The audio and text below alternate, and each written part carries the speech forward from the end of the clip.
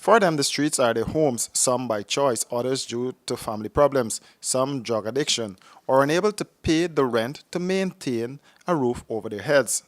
The feelings were different, at least for a little while, when Dominion House Ministry, Brooms Foundation, and a number of other businesses and volunteers teamed up in an outpouring of love on Christmas Day at the Merriman's Mall. I feel like I'm not in a cemetery no more. Josh, now the cemetery. Really need some help. I feel great, man. I feel like a new person now because what the people have done for us.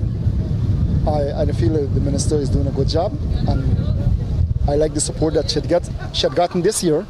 Here in the clothes, my just explained to his sister that I feel for this new year I'll make a new change. I have a mother and thing, I'm sorry, but don't know.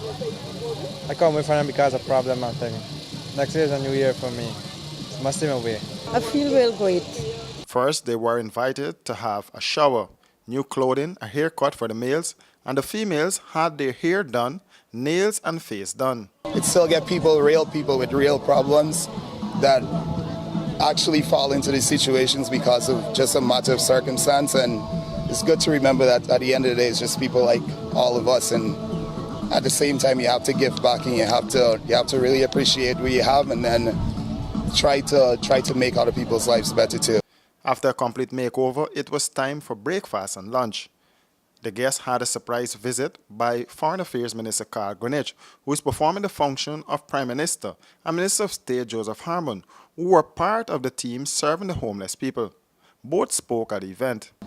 If we want a community where a good life can be achieved, we have to be conscious of the needs of those around us. That's true. As a government, therefore, we are not only interested, if you like, in spending money on fixing roads or in putting libraries in place, replacing schools that get burnt down, looking at the educational system, but having the time and the energy to support those in the community who are willing to give of their own material resources and their energy towards helping others within the community, so we can walk around the community without looking at persons who can be assisted by us and are just lying unassisted. So this is basically us demonstrating that we as a government, that we are capable of reaching to the last Guyanese, irrespective of your circumstance. So I met Raymond just now, who's having his lunch,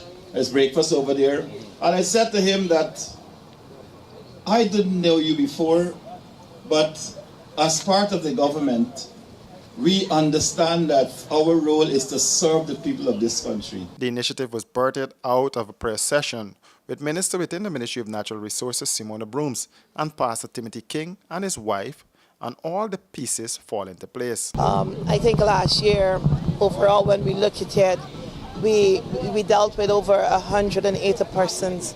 But this year, I think for the morning, we have already formed over 200 persons. So this year, definitely. The drive here is really to bring an end, to raise awareness about homelessness and bring an end to it. Because not everybody in the street, like you think, persons are crazy. Persons are just literally homeless. You want to pull an event, maybe not at this magnitude, but very, very specific to moving people from the streets to the Hugo Chavez Center, because we're not celebrating homelessness. We want to end homelessness in Ghana. The organizers said this is the beginning of great things to come.